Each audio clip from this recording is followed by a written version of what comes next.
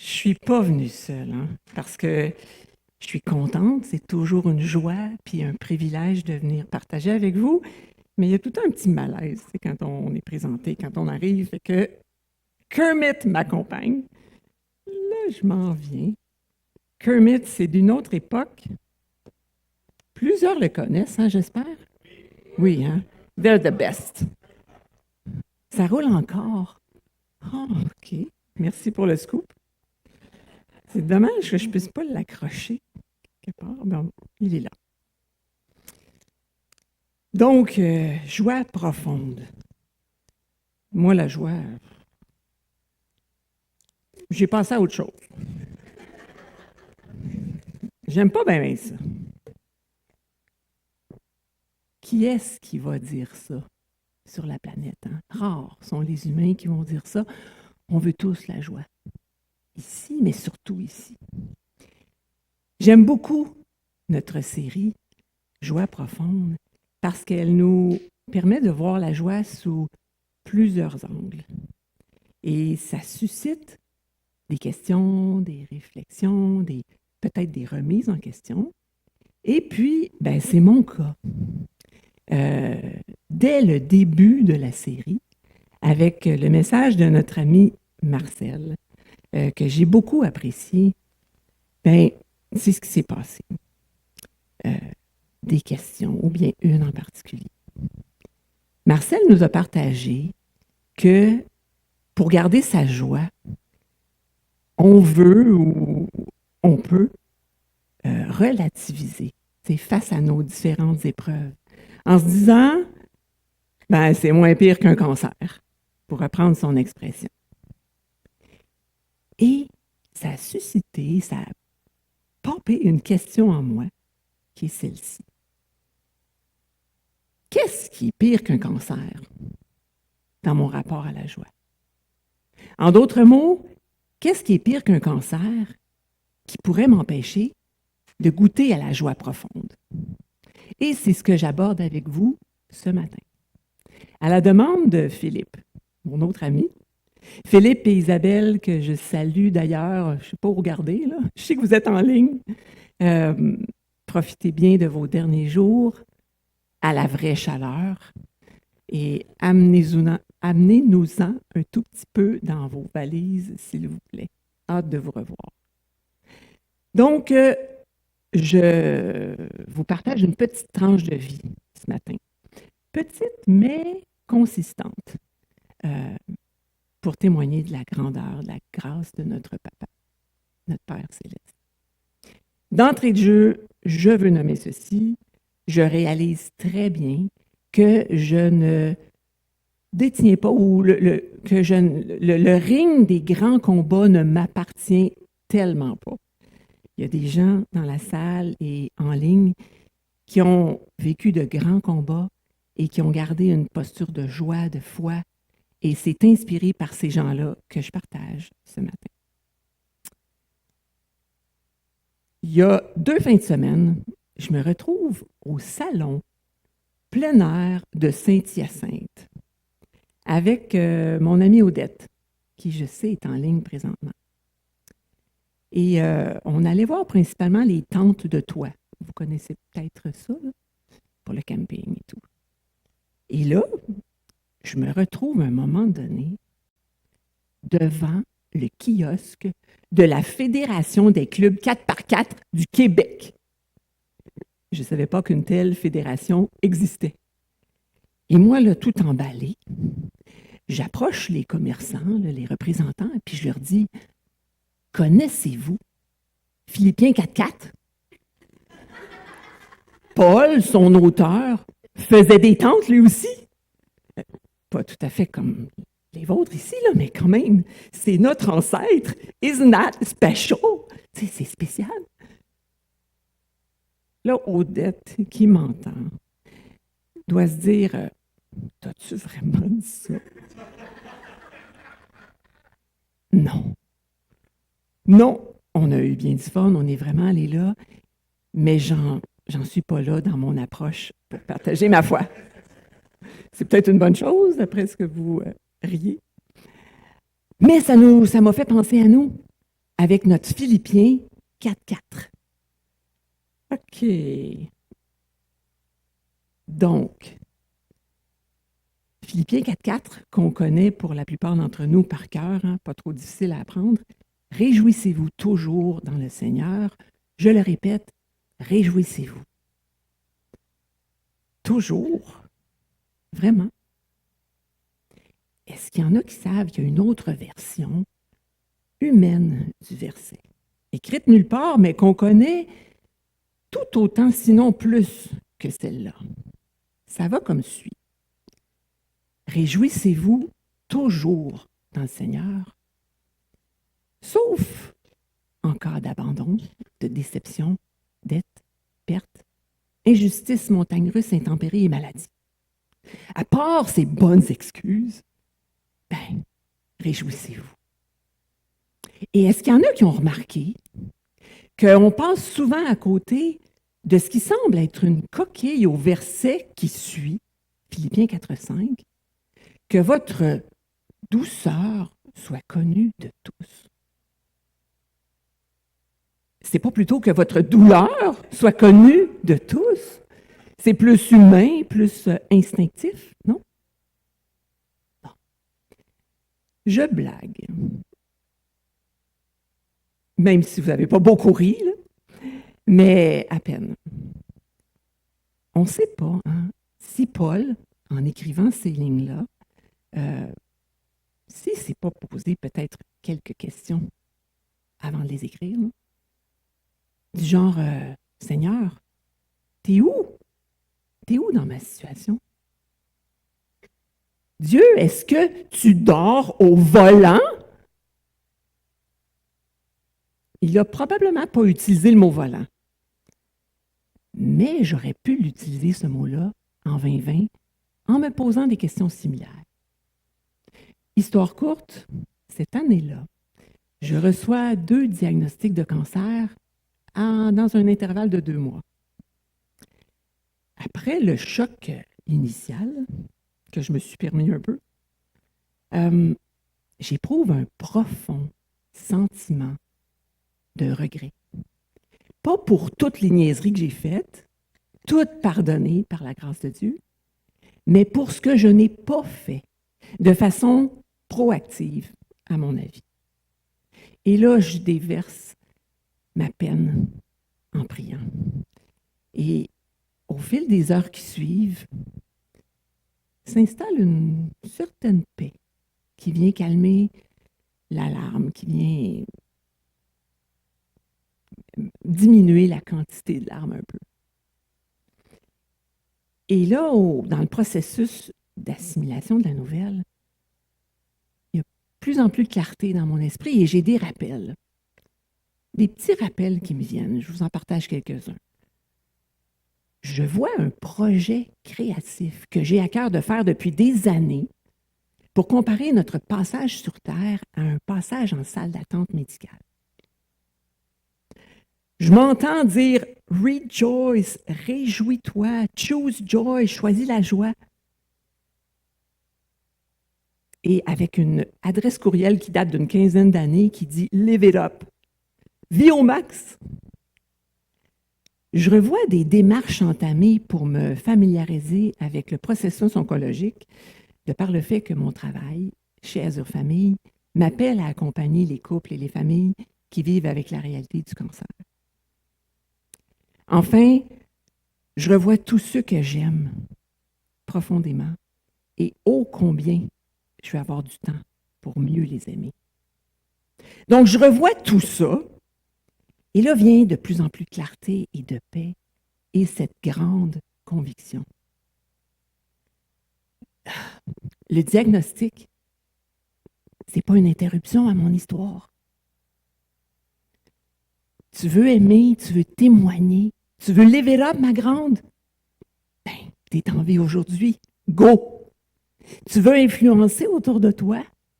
Ben, influence-toi d'abord toi-même en réalisant plus que jamais la grandeur de qui Dieu est et de qui tu es par sa grâce infinie. Excusez les émotions un peu. J'avais trouvé mon pourquoi, mon why, ma mission. Ne pas laisser l'épreuve avoir le dernier mot. J'allais garder ma joie et ma foi en Dieu, peu importe ma date de péremption et peu importe si je me rendais à la rémission ou non. Est-ce que vous m'entendez bien? OK. Donc, qu'est-ce qu'il y a de pire qu'un cancer? C'est pas 2 cancers. Dans notre rapport à la joie, c'est, en fait, les petits rappels sont passés, c'est de laisser l'épreuve déterminer le caractère de Dieu. Est-ce que Dieu était soudainement moins bon, moins grand, moins souverain, moins puissant, moins existant, moins présent parce que j'avais le cancer? Et quand il me dit de me réjouir toujours, est-ce qu'il me dit un peu en simultané, toi Linda, là, tu l'auras fait un peu, pas tout le temps, quand ça te tente. Ben non, il me dit pas ça. En plus, il me dit que je peux tout par lui qui me fortifie. Et on sait ce qui nous fortifie, sa joie. Plusieurs ici connaissent Habakkuk. Habakkuk, c'est un prophète. On peut lire son livre, tout petit livre de 3 chapitres dans l'Ancien Testament. Habakkuk a pas mal de zèle et j'aime ça. Il ose questionner Dieu face à son silence et face à la méchanceté environnante qui semble triompher. On lit ça, là, puis on se croirait en 26. Et dans le chapitre 3, verset 17, ce qu'Habakkuk dit, là, ce qu'il décrit, c'est le pire scénario pour une société agricole de son temps qui est déjà sous l'oppression. Oh, ma Bible, j'ai laissé en arrière. C'est pas grave. Je sais un peu par cœur. Ça va comme suit le verset 17. Le figuier ne fleurira pas. La vigne ne produira rien. Le fruit de l'olivier manquera. Les champs ne donneront pas de nourriture. Les brebis du pâturage disparaîtront et il n'y aura pas de bœuf dans les étables. Ça va pas bien, hein? Non. Je me suis permis, merci. Ouais, non, ben c'est correct. Pour tantôt, peut-être? Non, mais il y en a là. Je prévois déjà. Je me suis permis de transposer ma réalité du moment en 2020 au verset 17 pour rendre ça un peu plus proche de moi. Et je vous avertis, ça sonne drama, OK? Même drama queen. Vous connaissez l'expression? Donc, ça va comme suit. Les rendez-vous médicaux rempliront l'agenda. Les cheveux tomberont. Le corps perdra ses repères. Les forces manqueront. Quoi d'autre? Le système nerveux central flanchera à l'occasion. Et peut-être un peu plus rapproché que je le pense sera la date de péremption. Ça va pas bien là non plus. Mais, je veux faire comme Habakkuk, hein, c'est le but de la parole, s'en inspirer. Alors, je vais lire maintenant intégralement la suite. Oh boy, c'est loin ça, je ne peux même pas le voir. Toutefois, je veux me réjouir, ah oui, en l'Éternel, merci. Je veux me réjouir dans le Dieu de mon salut. L'Éternel, le Seigneur, est ma force. Il rend mes pieds semblables à ceux des biches. Il me fait marcher sur mes lieux élevés. Habakkuk, il n'a pas écrit ça dans le confort de son salon. Et il ne nie pas la réalité non plus. Mais il choisit de s'appuyer sur Dieu, quoi qu'il en soit. On voit ici une de mes photos préférées de mon parcours. C'est mon spot, mon siège préféré en traitement de chimio. Ma petite joie dans mon petit chaos. Merci à mon frérot qui m'a donné ça il y a une trentaine d'années. On ne penserait pas qu'il ferait tant de chemin que ça, mais s'il écoute en ligne ce matin, thank you, bro. Alors, Je vous ai dit que je ne suis pas venue seule. Et il y a quelqu'un d'autre que je veux vous présenter. En fait, 3 amis, 3 courts témoignages parlant de joie, de choix, de chaos. Elles l'ont vécu rough aussi, ben rough. Elles ont vécu quelque chose de similaire à moi avec une belle posture de joie. Donc, les voici sans plus tarder.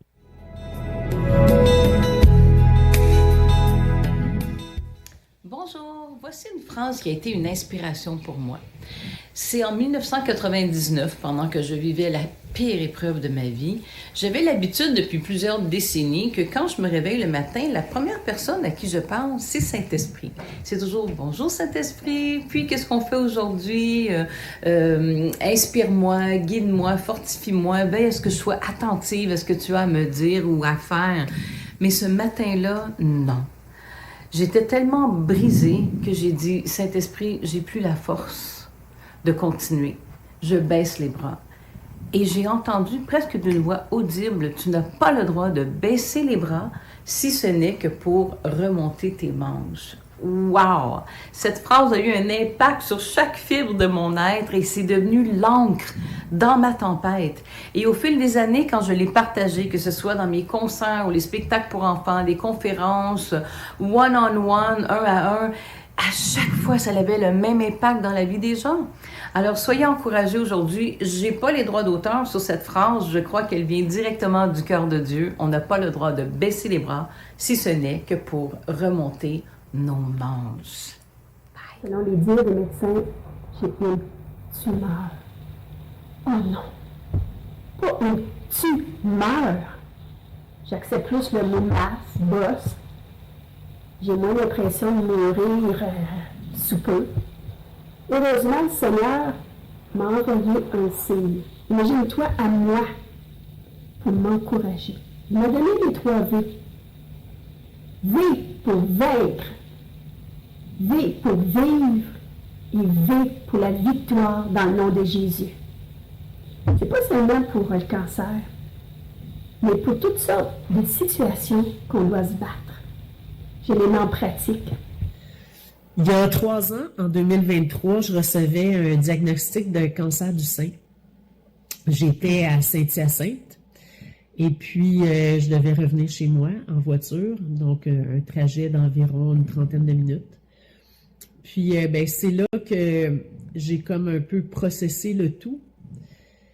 Puis une des premières idées qui m'est venue à la tête, c'est que le pire qui m'arrive, c'est que je meurs. En fait, pour moi, ça ne sera pas le pire parce que moi, je sais, j'ai la conviction qu'il y a quelque chose après la vie sur Terre de beaucoup mieux qu'ici. Puis je me suis dit, je vais aller retrouver Jésus.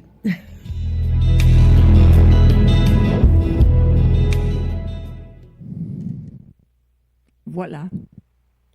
Merci à vous, les 3. L'expression, oui.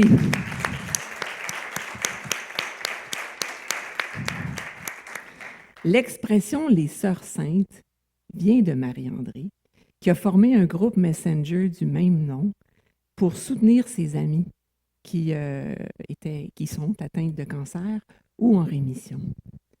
Elle et moi, là, on a tellement de points en commun que même le type de cancer qu'on a vécu, c'est le même. Et elle a même aussi adopté le même fauteuil que moi 2 ans plus tard en processus en cours. Cathy, ce qu'elle ne vous a pas dit, c'est que cette inspiration-là qu'elle a eue, elle l'a partagée lors de son premier traitement de chimio il y a une 20aine d'années aux patients autour d'elle. Imaginez l'impact que ça a eu, surtout d'une dame qui vient déguisée en poupée. C'est la joie à son état pur. Incomparable. Et ce que Joanne, elle, ne vous dira jamais, c'est qu'en plus d'être une battante, j'espère que tu entends ça, Joanne, en plus d'être une battante, c'est une artisane au cœur sur 2 pattes. Elle m'a fabriqué une doudou pendant pendant mon année en traitement. Et puis, ça a augmenté mon facteur joie de plusieurs degrés. Donc, merci les filles pour qui vous êtes. J'enchaîne avec un échantillon de ce que mon alter ego Gigi et moi avons entrepris finalement lors de notre court séjour, le temps d'une saison, en salle d'attente médicale. Voici ce que ça donne. Non, c'est vrai, c'est moi qui pèse sur le micro. C'est fou de voir les similitudes entre un séjour en salle d'attente d'hôpital et notre séjour sur Terre, que j'aime appeler notre salle d'attente planétaire.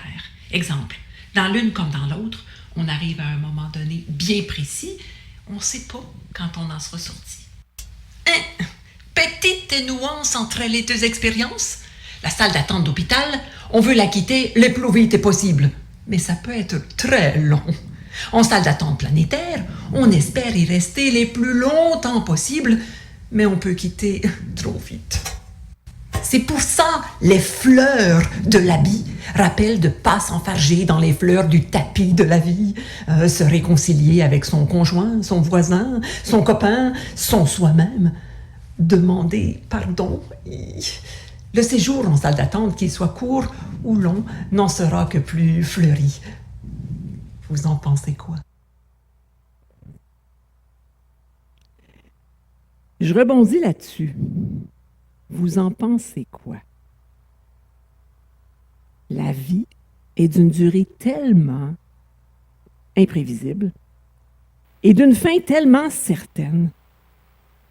Pourquoi on n'embarquerait pas à bord du 4x4 un peu plus souvent, un peu plus longtemps? J'ai oublié de mentionner tantôt là, que l'expression 4x4, de la joie, là, ça vient de Solène. Merci Solène hein, pour la belle image que j'ai adoptée, comme tu vois, que j'apprécie beaucoup. Donc, alors oui, considérant là, la durée de la vie qui est imprévisible, puis le fait que c'est immanquable, elle va finir, pourquoi on ne prend pas place dans le 4x4 de la joie plus souvent et plus longtemps? Désolée, hein, je me répète, mais des fois, c'est pédagogique, la répétition. Et je pense qu'un des hicks, c'est que la vie, ben, elle va vite, vous le savez, elle va peut-être trop vite et on se laisse emporter par la vie et on oublie d'être intentionnel dans notre posture de joie. Right?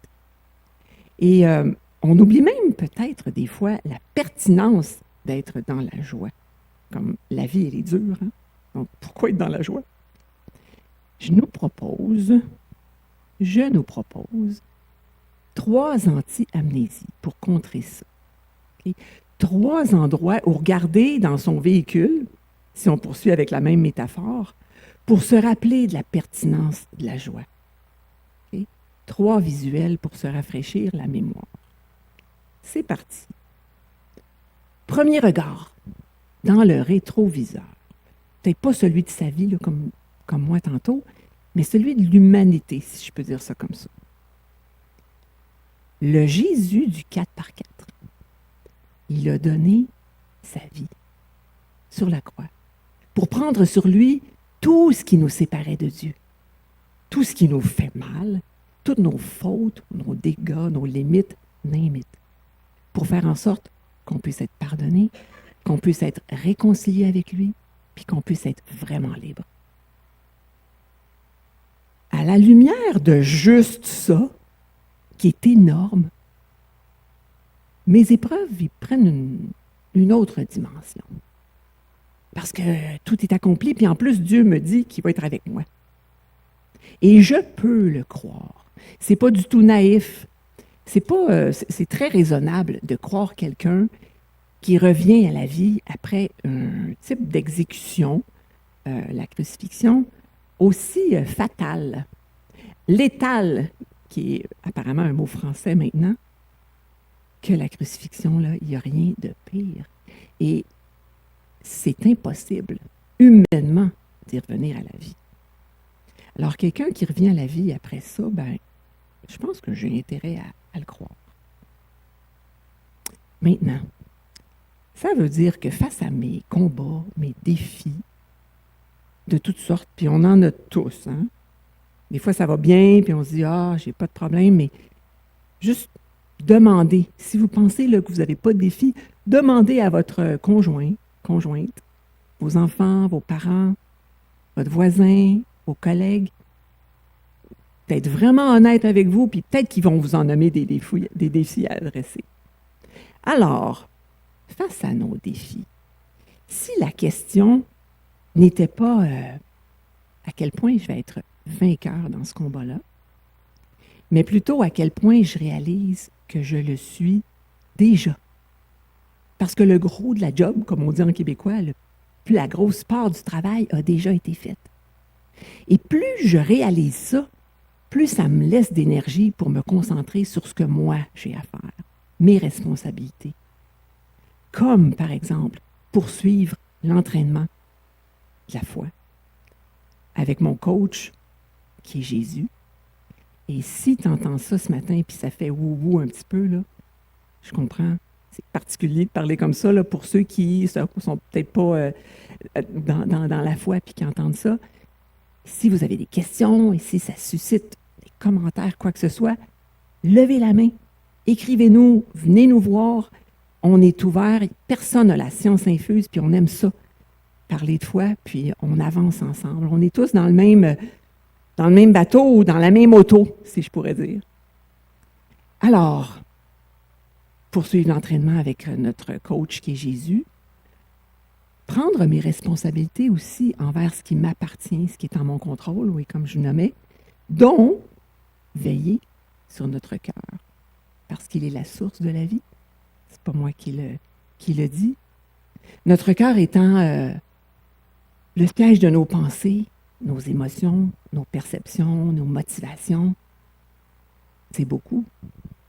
Et bien entendu, ce que j'ai à faire aussi, c'est de laisser Dieu me sonder, parce qu'il me connaît mieux que quiconque, et il sait que mon cœur est plus tortueux, raboteux, pire que les pires routes du Québec.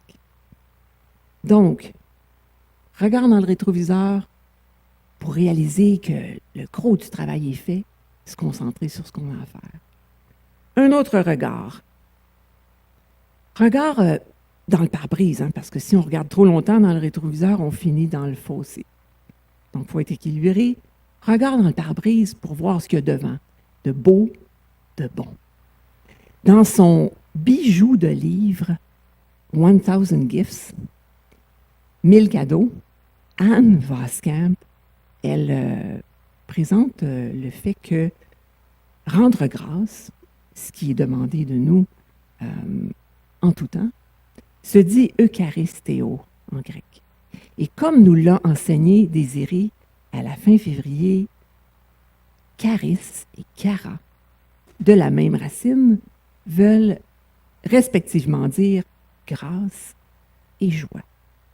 Et comme Désiré le mentionnait, c'est tellement fascinant de voir la corrélation entre grâce, joie et la reconnaissance, la gratitude.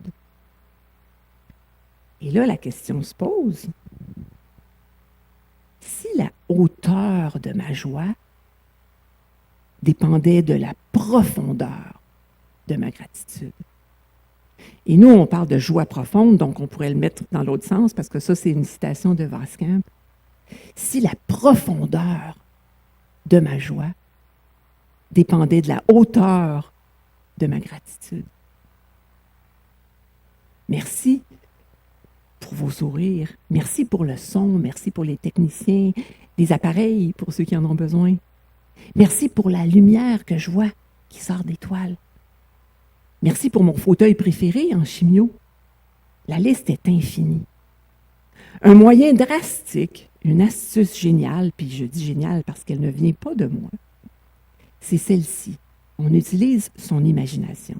Imaginons que tout le beau et le bon qui nous entoure présentement, dont on bénéficie, et qui sera là demain, c'est le beau et le bon pour lequel je dis merci aujourd'hui. pas de merci aujourd'hui, pas là demain. En d'autres mots, je dis pas merci pour ma nourriture et mon toit aujourd'hui. Ben demain, j'ai faim puis j'ai froid. Je dis pas merci pour ma vie, mon conjoint. Ah, qu'est-ce qui me resterait demain si ça fonctionnait de même? Bon, certains diraient, ben pas de chicane demain. Mais c'est une autre façon de voir. Une autre astuce, c'est plus basique ou plus courant, mais non moins efficace, c'est de faire comme l'auteur une liste de 1000 cadeaux. Pas les cadeaux que je veux, mais les cadeaux que j'ai déjà. La liste est infinie, là aussi. C'est quelque chose. En fait, ça change tout, même si rien ne change. Un dernier regard dans l'auto, qui change tout aussi. Est-ce que quelqu'un veut oser deviner ce que j'ai choisi dans l'auto pour faire mon analyse, pour faire ce rappel? Pardon? J'ai pas compris. Ah, les angles morts, ça aurait été très bien. Moi, j'avais choisi à un moment donné le coffre à gants, puis je me suis dit, qui est-ce qui regarde son coffre à gants dans l'auto? Ben, comment?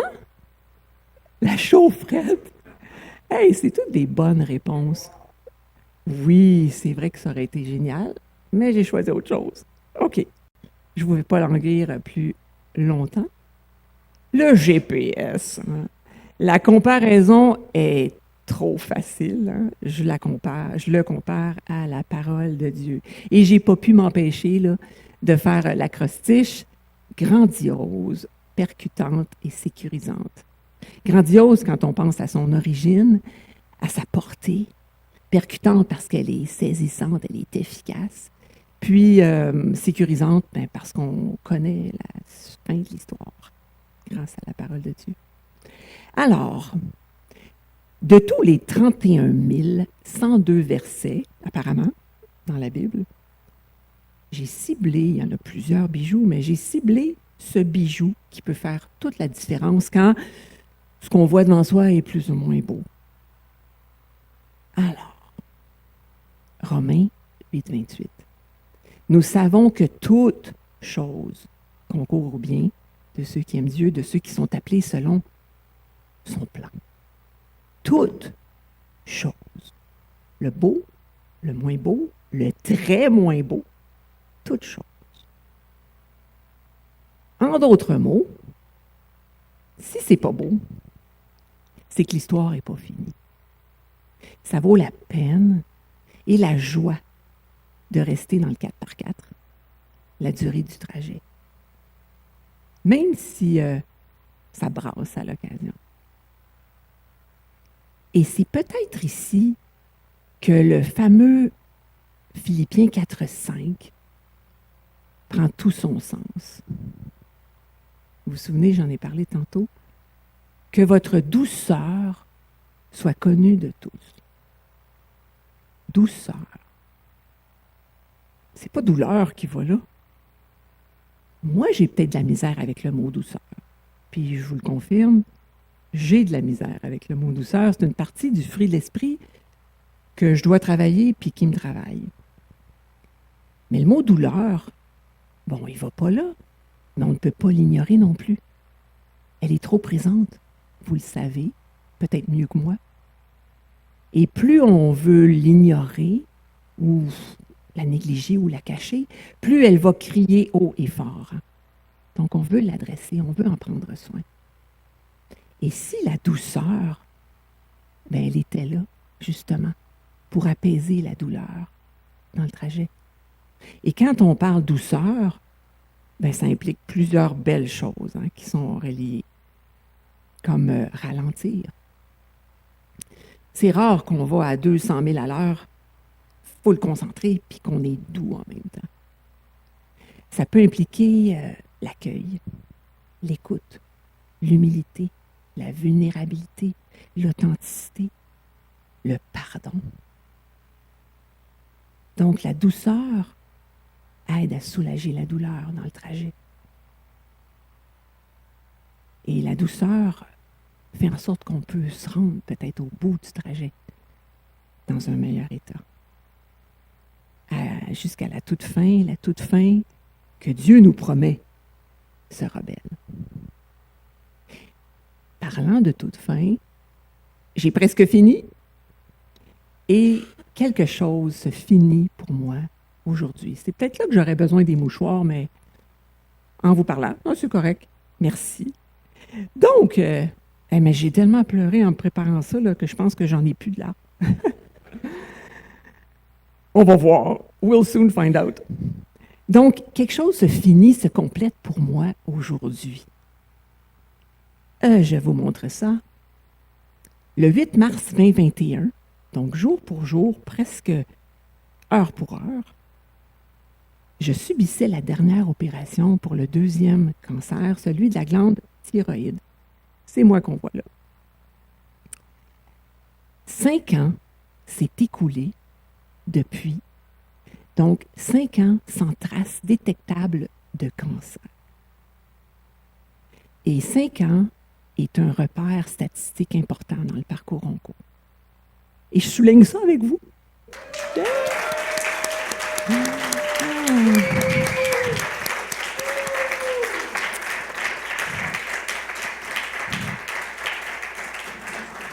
J'y suis pour peu, dans le fond, là.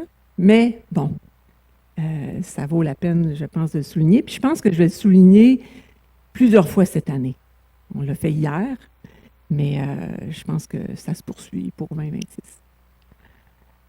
Ce que je veux dire là-dessus, c'est merci à tous ceux qui m'ont soutenu, qui m'ont accompagné dans le parcours. Vous vous connaissez. Je ne veux pas nommer de nom, ça serait trop long. Et je ne voudrais tellement pas oublier personne.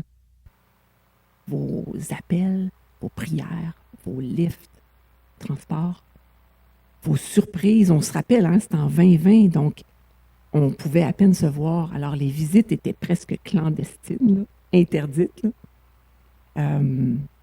Vos repas, vos FaceTime. Et il y a tellement de façons dont j'ai été bénie. Je vais me permettre de nommer les gens de ma famille, cependant. Mon mari, mon hubby, mon conjoint Guy, qui était là 24/7 et qui a un cœur grand comme l'univers. Nos 4 fils, dont je suis tellement...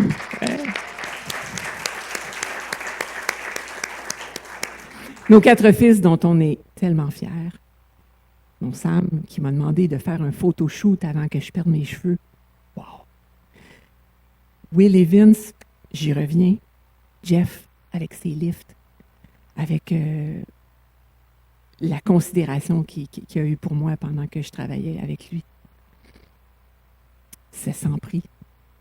Et j'en aurais long à compter, mais je cible en particulier un souvenir. Moi, je pointe vers là parce que les images que vous voyez, moi, je les vois devant moi. Vous voyez devant vous 2 dessins qui viennent de 2 de nos garçons. Ils ont fait ces garçons-là, ces dessins-là, pour moi pendant que j'étais en chimio. Je reviens de l'hôpital un après-midi, puis ils étaient sur mon lit. Les dessins, pas les garçons. Wow! Les boys, ils avaient pensé à moi. Et ils avaient choisi la joie avec moi. Ils savent que je tripe sur les Muppets. They're the best. Les Muppets et les garçons. They're the best. Et voici là où je veux en venir. Et j'aimerais tellement ça que vous puissiez saisir ce que je vous partage. J'ai eu un moment aha en me préparant récemment là, pour ce matin. Ce qui est plate avec les moments aha, c'est que c'est wow sur le coup, mais quand on les partage, on dirait que ça perd un peu de son intensité. Mais puissiez-vous mijoter là-dessus? Et c'est mon désir ce matin. Imaginez, si moi, simple maman, je tripe, je suis comblée quand mes enfants, mes garçons, choisissent de connecter avec moi avec la joie. Imaginez combien notre papa et comblé quand on choisit de connecter avec lui en choisissant la joie. C'est du 4x4 dans le tapis. Il se réjouit toujours, en fait. Alors voilà. Je laisse les tout derniers petits mots de la fin à mes amis, parce que l'humour est un générateur de joie incontesté. Ça va très, très vite, là. C'est très, très court la vidéo, donc portez attention. Moi, à chaque fois que je l'écoute, je suis crampée. Ça dépend des styles d'humour. Alors, espérons que ça vous rejoint quelque part. Et bien ensuite, je tire ma révérence, je laisserai la place à désirer. Vous êtes prêts? Il y a 3 ans, en janvier 2023, je recevais un cancer. Bye.